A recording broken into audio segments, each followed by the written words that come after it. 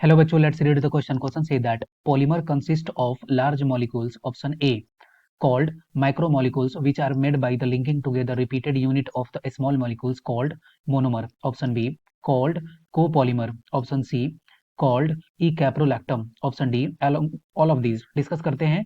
तो यहाँ पे इस क्वेश्चन को करने के लिए की कॉन्सेप्ट क्या हो जाएगा? क्वेश्चन का की कॉन्सेप्ट यहाँ पे हम लोग डिस्कस करेंगे. Definition of polymer. Definition of polymer. अब इसको पॉलीमर का डेफिनेशन अगर हम लोग समझें तो पॉलीमर जो है ये क्या रहता है कि बिल्डिंग ब्लॉक स्ट्रक्चर होता है किसका?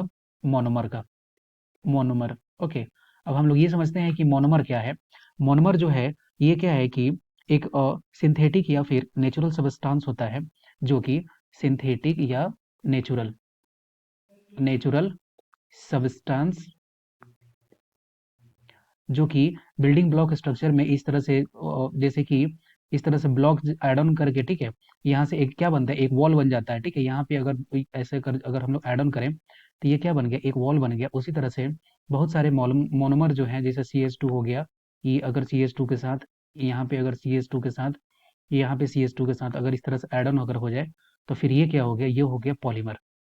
ओके. पॉलीमर. पॉलीमर ये भी बोल सकते हैं कि एक से ज्यादा मोनोमर अगर एक साथ मिल करके अगर कोई स्ट्रक्चर बना रहा है तो उसको क्या बोलते हैं, उसको बोलते हैं मॉलीमर. उसको बोलते हैं पॉलीमर. तो अगर ऑप्शन ए में देखें तो ये क्या है कि पॉलीमर जो consist of the large molecule किसका होता है? माइक्रो मॉलिक्यूल्स का.